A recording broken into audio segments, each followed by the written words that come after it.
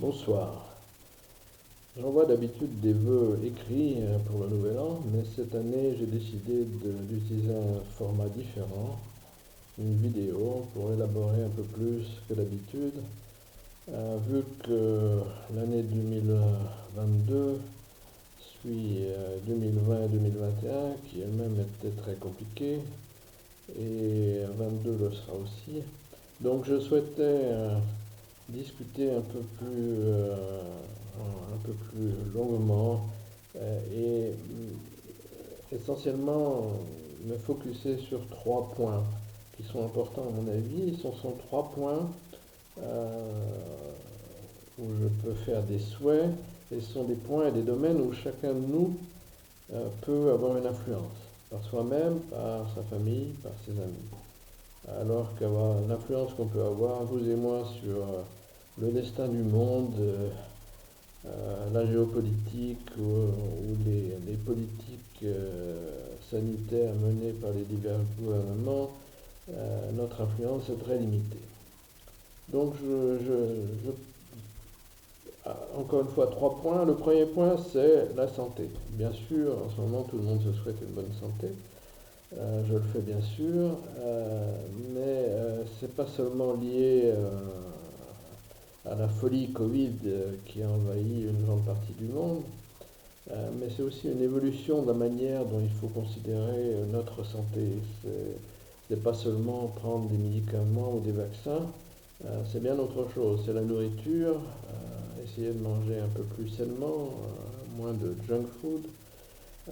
C'est l'activité, essayer d'avoir des activités physiques à l'extérieur. C'est toute une série de choses qui sont importantes et cette année, chacun de nous peut avoir une influence sur la manière dont il prend soin de sa santé. On peut aussi prévoir, ça commence déjà dans certains pays, un essor, je dirais, des médecines, ce qu'on appelle parallèles. Ça peut être la médecine chinoise, ça peut être différentes autres médecines qui font appel à d'autres techniques et d'autres processus que la prise de pilules chimiques ou autres. Donc, premier point, bien sûr, pour vous, votre famille, votre entourage, la meilleure santé possible en 2022. Le deuxième point, sur lequel aussi nous avons une influence dans notre vie, c'est comment on s'informe pour baser son opinion, pour former son opinion. Aujourd'hui, on voit une uniformité, surtout en Europe, aux États-Unis, dans l'information qui est communiquée par les médias principaux, les médias dominants. Ça peut être la télévision, ça peut être les médias Internet, les journaux.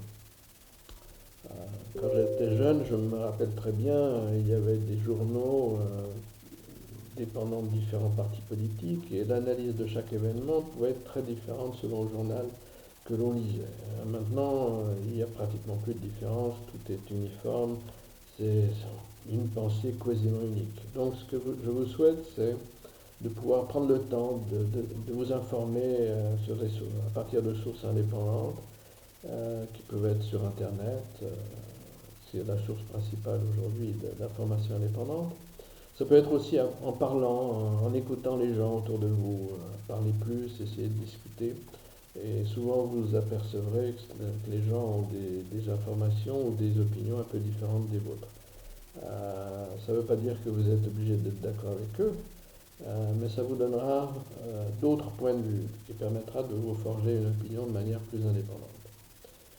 Le troisième direction est liée encore une fois aux gens. Euh, je vous souhaite d'avoir plus d'harmonie avec tous les gens qui vous entourent. Pourquoi est-ce que je souhaite ça? Je crois que c'est assez simple à comprendre si on regarde ce qui s'est passé dans les quelques années qui viennent de se passer, où on voit de plus en plus d'événements, de tendances qui poussent les gens contre les autres, qui poussent les gens à haïr ceux qui ne sont pas d'accord avec eux, ce qui est une erreur énorme évidemment. C'est à tous les niveaux. Si on regarde l'opposition entre les vieux et les jeunes, l'opposition entre les noirs et les blancs, l'opposition entre les femmes et les hommes qui viennent de plus en plus exacerbées. À ce sujet du Covid, on a maintenant aussi une sorte de clan qui se forme entre les vaccinés et les non-vaccinés. Encore une fois, parlez entre vous. Les vaccinés et les non-vaccinés ne sont pas des ennemis. Si les gens se vaccinent, c'est parce qu'ils pensent que c'est la bonne chose, qu'ils pensent que le gouvernement et la médecine officielle ne veulent que leur bien. Ou alors ils sont forcés à se vacciner s'ils ne veulent pas perdre leur job ou s'ils veulent se faire traiter dans un hôpital pour d'autres maladies. De même, ceux qui sont vaccinés, les non-vaccinés ne doivent pas les considérer comme des diables au service de Pfizer ou de Moderna. C'est des gens qui ont cru à ce qu'on leur disait, c'est tout.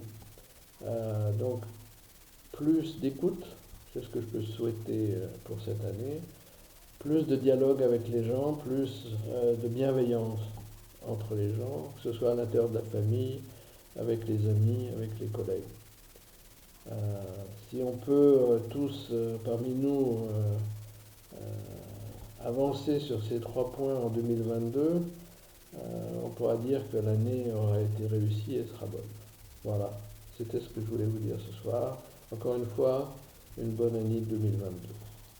À bientôt.